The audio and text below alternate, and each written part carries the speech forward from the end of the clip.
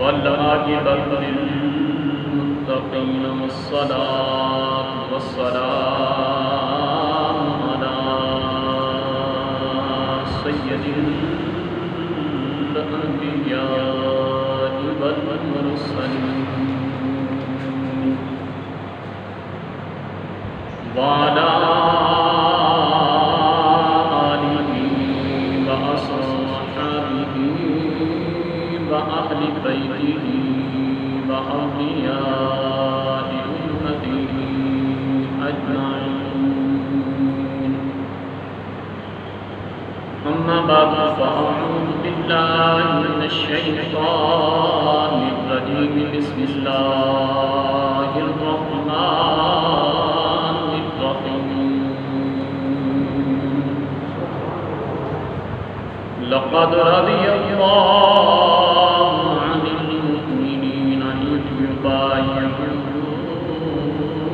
تحت الشجرة. آمنت بالله صدق الله العظيم. إن الله وملائكته يصلون على النبي يا أيها الذين آمنوا صلوا عليه وسلموا تسليما. باوالد نبی السلام علیک یا سیدی یا رسول اللہ.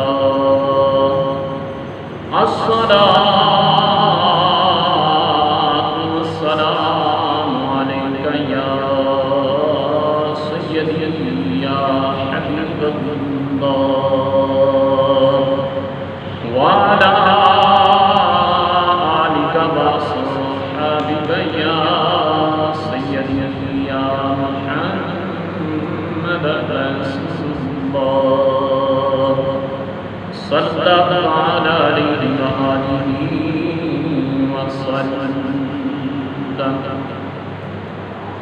جو دل بخشائے مولا میں بخش دے الفت محمد کی.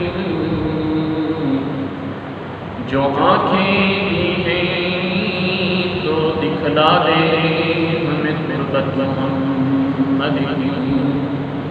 مسلمانوں کو اگر کوئی خود سے روکے تو کیوں کر روکے.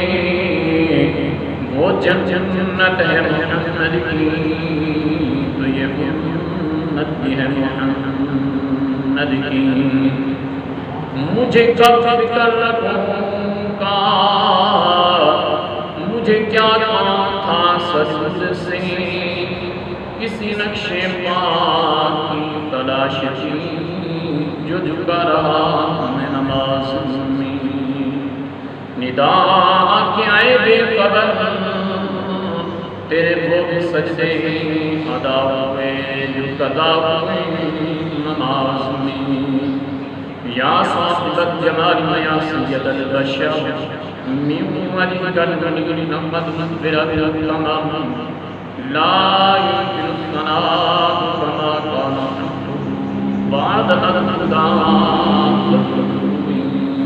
كما كان بعد نہایت ہی میرے واجب احترام ذوی الاحتشام برادران اسلام بزرگوں اور نوجوان بھائیوں، السلام علیکم ورحمۃ اللہ وبرکاتہ.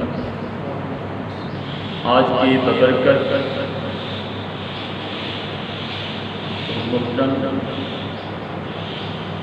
اور عظمت و شان والا دن جمعۃ المبارک کا دن ہے.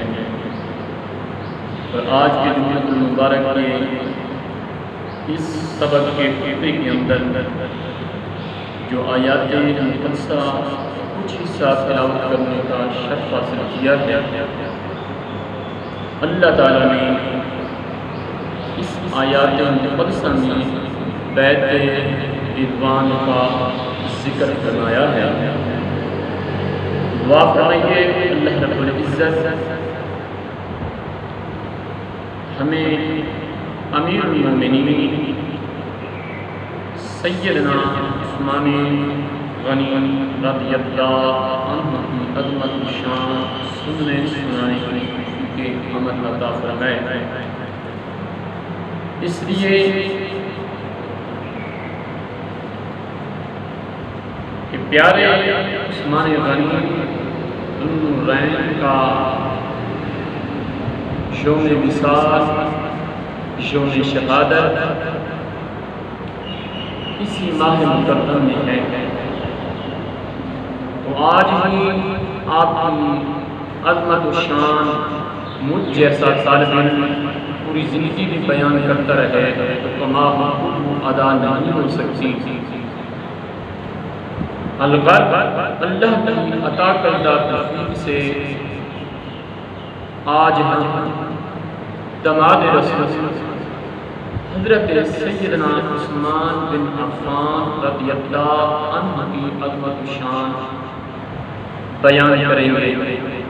دعائے اللہ مجھے حق سچ سنانے کی توفیق عطا فرمائے۔ جو آیات مقدسہ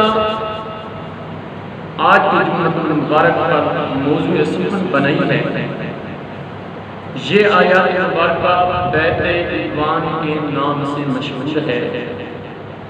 تقریباً 1400 خوش نصیب صحابہ کرام اس میں شامل ہیں۔ سیدنا حضرت ابوبکر صدیق، سیدنا عمر بن خطاب، سیدنا عثمان غنی، سیدنا شیر خدا مشکل کشا علی المرتضیٰ، بڑے بڑے عظیم جلیل القدر صحابہ کرام اس بیعت میں شامل تھے، اور حضور علیہ السلام کے دست نبوت پر بیعت کرتے ہیں، جن کے متعلق اللہ تعالیٰ نے قرآن کی آیات نازل فرما کر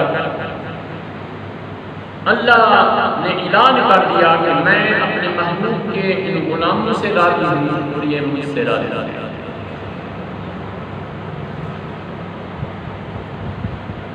تو جب اللہ ان سے راضی ہے، 1400 صحابہ عظیم اور جلیل قدر صحابہ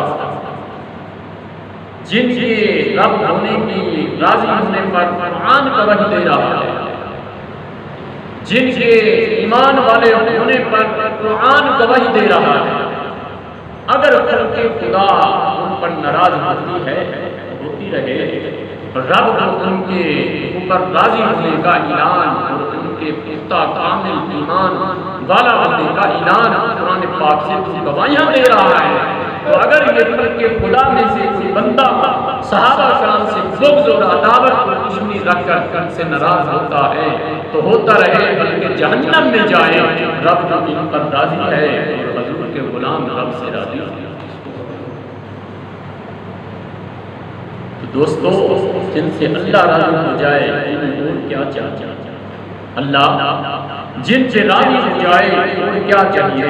اللہ تعالیٰ اعلان فرماتا ہے لقد رضی اللہ عن المؤمنین، بے شک اللہ راضی ہو گیا ان ایمان والوں سے۔ ایک تو ان سے رب تعالیٰ کا راضی ہونا ثابت ہوا، دوسرا ان کا صحیح ایمان ہونا ثابت ہوا۔ یہ دو گواہیاں اللہ رب العزت نے قرآن پاک سے ثابت کی۔ میرے محبوب کے غلام وہ ہیں جو صاحب ایمان ہیں، اور میرے محبوب کے غلام وہ ہیں جن سے میں خدا راضی ہوں۔ اگر کوئی اپنے ایمان میں شک کرے تو خود تیرا ایمان سے خارج ہے۔ جو حضور کے غلام کے ایمان میں شک کرے وہ تیرا ایمان سے خود خارج ہے۔ اللہ کے مقبول اور محبوب بندوں سے دشمنی کرنا خدا سے دشمنی ہے۔ حدیث قدسی ہے، اللہ فرماتا ہے من عاد لی ولیا فقد آذنته بالحرب، جو میرے کسی ولی سے دشمنی کرتا ہے میں اس سے اعلان جنگ کرتا ہوں۔ تو بتائیے جو صحابہ کرام سے دشمنی کرتا ہے وہ تو بڑی جنگ کا اعلان کرتا ہے، وہ تو بڑی جنگ کا اعلان کرتا ہے۔ کیوں؟ اس لیے کہ صحابی وہی بنتا ہے جس نے دل اور ایمان کی نگاہ سے آقا علیہ السلام کی زیارت کی ہو وہ صحابی بنتا ہے، جس نے صحابی کی زیارت کی ہو وہ تابعی بنتا ہے۔ تو اس لیے جو اللہ کے ولی سے دشمنی کرتا ہے اللہ اس سے اعلان جنگ کا اعلان فرماتا ہے، تو جو اللہ کے محبوب کے صحابہ سے دشمنی رکھتا ہے اللہ اس سے بڑی اعلان جنگ کرتا ہے، بڑے جنگ کا اعلان فرماتا ہے۔ اس لیے دعائے اللہ ہم سب کے سینوں میں آقا علیہ الصلوۃ والسلام کے سب صحابہ برحق ہیں، ان کی عظمت و شان کو ان سے محبت رکھنے کی توفیق عمل عطا فرمائے۔ میرے دوستو آج کا خطبہ امیر المومنین خلیفۃ المسلمین حضرت سیدنا عثمان بن عفان حضرت عثمان غنی کی شان میں ہدیہ و عقیدت عرض کرنا چاہتا ہوں۔ حضرت عثمان غنی کی شان میں قرآن پاک میں بے شمار خزانے قرآن کی آیاتیں اتاری ہیں۔ آپ کی شان میں اللہ نے بے شمار قرآن کی آیات نازل فرمائی ہیں اور بے شمار حدیث پاک کا خزانہ موجود ہے جس کے گواہ قرآن اور سرکار مدینہ ہوں۔ ہمیں بغیر کسی دلیل کے ان کا پکا سچا غلام بن جانا چاہیے، جن کے قرآن اور حدیث مصطفیٰ گواہ ہوں ایمان کی اور خدا ان کی گواہیاں دے، تو پھر ہمیں بغیر کسی دلیل مانگے ان کا پکا سچا غلام بن جانا چاہیے۔ تو اس لیے ہم اللہ کے ولیوں کے بھی غلام ہیں اور اللہ کے محبوب کے بھی غلام ہیں اور اللہ کے نبی انبیاء کے صحابہ کے بھی غلام ہیں، ہم ماننے والے برحال حضرت عثمان غنی آپ کی عمر 18 سال ہے۔ حضرت عثمان غنی کی عمر ابھی 18 سال ہے، ابھی آپ ایمان نہیں لائے، نوجوان ہیں، خوبصورت ہیں، پورے ملک کے عالم میں بڑے غنی تباہ ہیں، کسی کے پاس عام بیٹھتے نہیں، کسی سے عام باتیں کو زیادہ نہیں کرتے، عام چلتے پھرتے نہیں، دولت بھی ہے، تجارتی حساب و کتاب بھی ہے۔ عثمان غنی نوابوں کی طرح، شہنشاہوں کی طرح، شہزادوں کی طرح زندگی بسر کر رہی ہیں، اور جب گلیوں سے گزرتے ہیں، بازاروں سے گزرتے ہیں تو شہنشاہوں کی طرح گزر جاتے ہیں۔ ایک دن عثمان غنی مکہ کی گلی سے گزر رہے تھے، حضرت ابو بکر سیدنا صدیق سے آپ کا دوست مطلع سے تھا، تو سیدنا ابو بکر صدیق نے دور سے آتے ہوئے دیکھا کہ حسن چلتا ہوا آ رہا ہے۔ سیدنا صدیق اکبر نے دیکھا کہ عثمان غنی بڑے حسین و جمیل تھے، بڑے خوبصورت چہرے والے تھے، حسین و جمیل تھے۔ ابو بکر صدیق نے دیکھا کہ حسن چلتا ہوا آ رہا ہے، عثمان غنی آ رہا ہے، نہایت حسین و جمیل، نہایت جمیل ہے۔ سیدنا ابو بکر صدیق نے جب عثمان غنی کے حسن و جمال دیکھا ہوگا تو دل ہی دل میں کہا ہوگا ایسا حسن اور ایمان نہ لانے کی وجہ سے دوزخ میں چلا جائے، ایسا حسن اور ایسا حسین جمیل خوبصورت چہرہ ایمان نہ لانے کی وجہ سے کہیں دوزخ میں چلا جائے۔ سیدنا ابو بکر صدیق نے میرا وجدان کہتا ہے دل میں کہا ہوگا، سوچا ہوگا، تو اس لیے اور سیدنا صدیق اکبر نے سوچا کہ کوشش کرنی چاہیے ایسے حسین و جمیل چہرے کو ایمان نہ لانے کی وجہ سے دوزخ میں جانے سے بچا دینا چاہیے، بلکہ اس سے سچے رسول سے پہنچا دینا چاہیے، بلکہ اس سے سچے رسول سے پہنچا دینا چاہیے اور جنت کا مستحق بنا دینا چاہیے۔ سیدنا صدیق اکبر نے دل میں یہ سوچا اور آقا علیہ السلام کی بارگاہ میں حاضری کی دعوت عثمان غنی بنی۔ تو یہاں پہ ایک اللہ والے کی بات کرتا چلا حضرت موسیٰ پاک جن کا مزار لاہور میں ہے،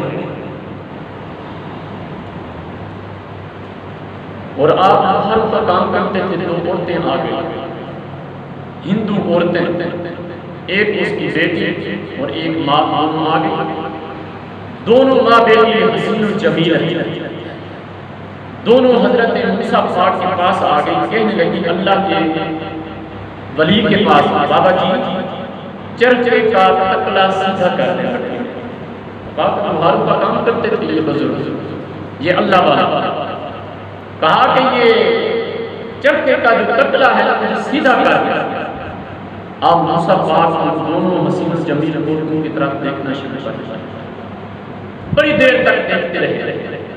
وہ کہتے ہیں بابا جی آپ عجیب لوگ ہیں، چرچے کا تکلا سیدھا کروانے آئی ہیں، آپ ہماری طرف دیکھ نہیں ہیں۔ موسیٰ پاک نے فرمایا میں نے اگر اللہ کی نگاہ سے دیکھا ہوگا تو یہ میری آنکھیں اللہ نکال دے، میری آنکھیں اللہ نکال دے۔ بلکہ موسیٰ اور اللہ کے بزرگ نے جو ان کا تکلا سلائیاں پٹھی میں رکھی ہوئی تھی جو سخت ہو چکی تھی آگ کی طرح، آپ نے کہا کہ اگر میں نے غلط نگاہ سے دیکھا ہے تو اپنی آنکھوں میں جیسے ہم سرما ڈالتے ہیں سلائی ڈالتے ہیں جیسے آنکھوں میں لگائی، کہا کہ اگر غلط نگاہ سے دیکھا ہے تو اللہ میری آنکھیں نکال دے۔ اسی وقت آپ کی آنکھیں صحیح اور سلامت آئی، سلائی کی طرح آنکھوں میں وہ تپتی ہوئی سرخ جو تھی وہ آنکھوں میں ڈال دی۔ لیکن اللہ رب العزت نے جب اللہ والے نے غلط نگاہ سے دیکھا نہیں تھا تو آنکھوں کو کیا اثر کرتا، تکلیف پہنچتی۔ تو اب بابا جی نے کہا بیٹیوں دراصل بات یہ ہے تم اتنی حسین و جمیل چہرے والی کلمہ نہ پڑھنے کی وجہ سے میں دیکھ رہا ہوں کہیں دوزخ میں چلی جائے، کلمہ نہ پڑھنے کی وجہ سے کہیں آپ دوزخ میں نہ چلی جائیں۔ جب ہم نے دیکھا کہ بابا جی نے ایمان کی نگاہ سے ہماری طرف دیکھا ہے اور ہمیں دوزخ سے بچا کر جنت کا مستحق بنانا چاہتے ہیں، حضور کی امت میں داخل کرانا چاہتے ہیں، تو انہوں نے فوراً کلمہ پڑھا لا الہ الا اللہ محمد رسول اللہ، کلمہ پڑھ کر مسلمان ہو گئی۔ آج بھی ان کے مزارات میں ان دونوں ماں بیٹی کے موسیٰ پاک کی مزار کے ساتھ، یہ اللہ والی کی شان ہے۔ تو نگاہ پاک ہے تیری تو پاک ہے دل بھی، نگاہ پاک ہے تیری تو پاک ہے دل بھی، کہ حق نے دل کو کیا ہے نگاہ کا پیروکار۔ یعنی اگر نگاہ بندے کی درست ہو تو دل میں فرق نہیں آ سکتا، اگر بندے کی نگاہ میں آنکھ میں حیا نہیں ہے تو پھر دل جو ہوتا ہے یہ سو جاتا ہے، اس پہ ہی حیا ہوتا پڑ جاتا ہے جب نگاہ بندے کی پاک نہ ہے۔ بابا جی نے انہیں کلمہ پڑھایا مسلمان ہو گئی۔ برحال حضرت ابو بکر نے اشارہ کیا، حالانکہ حضرت عثمان غنی کسی سے عام طور پہ بات نہیں کرتے، بات چیت نہیں کرتے، شہنشاہ سے تجارتی کاروبار تھا، بڑی دولت مند تھے، بڑی دولت نوابوں کی طرح بڑے حسین جمیل چہرے والے گلیوں سے گزر جاتے، عام طور پہ کسی سے بات بھی نہیں کرتے تھے۔ آج موقع ایسا ہے کہ سیدنا ابو بکر صدیق نے اشارے سے کہا عثمان ادھر آؤ، عثمان ادھر آؤ۔ عثمان غنی حیران کہ یہ مجھے بلا کیسے رہا اور کیوں بلا رہا ہے، آیا کیا بات ہے؟ عثمان غنی نے کہا، حضرت سیدنا ابو بکر صدیق نے فرمایا عثمان تم بہت حسین ہو، بہت جمیل ہو، بہت خوبصورت ہو، لیکن آج تمہیں وہاں نہ لے کر چلو جہاں سے حسن کی خیرات ملتی، وہاں تجھے اس بارگاہ میں نہ لے کر چلو جہاں سے حسن کی خیرات ملتی، ہاں یہاں سے یوسف جیسے حسین و جمیل بھی کہتے ہیں آقا یہ میرا حسن کیا ہے، تیری زلفوں بھی قربان ہو جائے، جو مجھے حسن ملا ہے یہ تیری زلفوں کا صدقہ ہے۔ ابو بکر صدیق نے کہا عثمان وہاں نہ لے کر چلو، تم بڑے بڑے حسین و جمیل ہونے میں گھمنڈ کرتے ہو، آج تمہیں وہاں لے کر چلتا ہوں جہاں سے حسن والوں کو خیرات ملتی ہے، آج اپنے رسول سے تجھے لے کر چلتا ہے۔ عثمان غنی کے سامنے میرا وجدان کہتا ہے آقا علیہ السلام نے عظمت و شان کے اعلانات بھی کیے ہوں گے نا کہ میرا آقا اتنا سنا ہے، میرا آقا اتنا خوبصورت ہے، میرے آقا کو بلانے پہ چاند بھی تو ٹکڑے ہو کر آ جاتا ہے، میرا آقا تو وہ ہے اگر حکم کر دے تو درخت کی جڑیں اکھاڑ کر میرے آقا کی بارگاہ میں آ جاتی ہیں۔ ضرور سیدنا صدیق اکبر نے یہ آقا علیہ السلام کی عظمت و شان کے ڈنکے بجائے ہوں گے، عثمان غنی کے سامنے تابی عثمان غنی گئے ہوئے کہ میں دیکھوں کہ میں اتنا حسین جمیل ہوں، کیا وہ مجھ سے بھی بڑا حسین جمیل ہے؟ تو سیدنا صدیق اکبر نے ضرور آقا علیہ السلام کی شان کے خطبے پڑھے ہوں گے اور اعلیٰ حضرت عظیم البرکت یہاں بولتے ہیں، فرماتے ہیں وہ کمال حسن حضور ہے، وہ کمال حسن حضور ہے، گمان نقص جہاں نہیں، وہی پھول پار سے دور ہے، میری شمع ہے وہی